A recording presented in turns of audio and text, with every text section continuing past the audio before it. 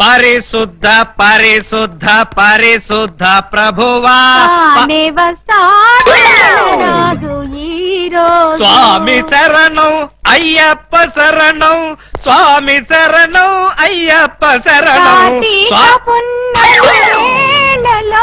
బాబా సాయి బాబా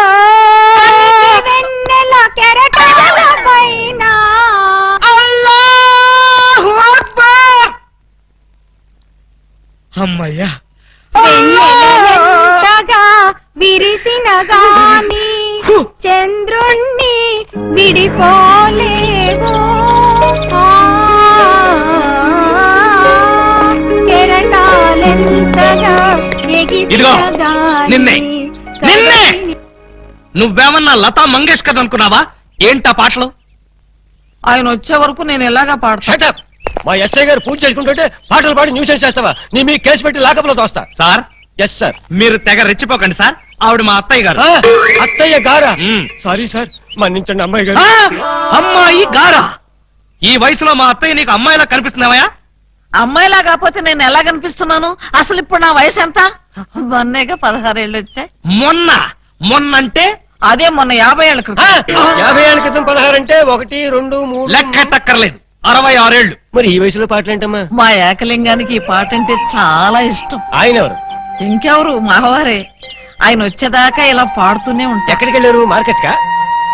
లేదు, 50 ఏళ్ల క్రితం తప్పిపోయారా? ఎలా?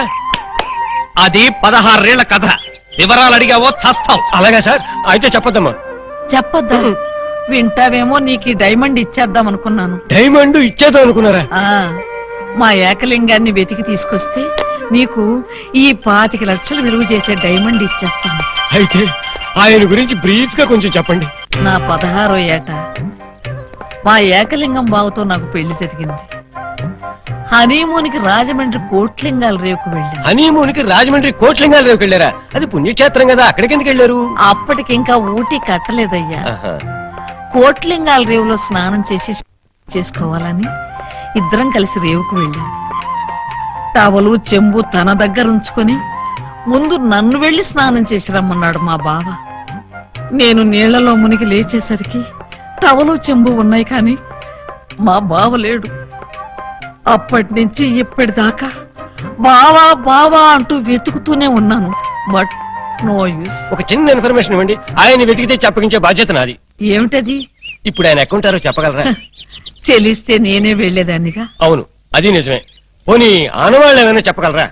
కుడి చేతిలో సుత్తి ఉంటుంది, ఎడం చేతిలో కొడవలు ఉంటుంది. కమ్యూనిస్ట్ కదూ? కాదు, ఎడం చేతిలో ఉలి ఉంటుంది. సుత్తి ఉలినా? కొత్త పార్టీయా? ఆయన శిల్పి. ఎక్కడ రాయి కనపడ్డా వదిలేవాడు కాదు. తీసి ఎవరి మీదకైనా విసిరేవాడా? కాదు, అందమైన శిల్పాలు చెక్కేవాడు. చెక్కేవాడే చెక్కేశాడన్నమాట. No problem.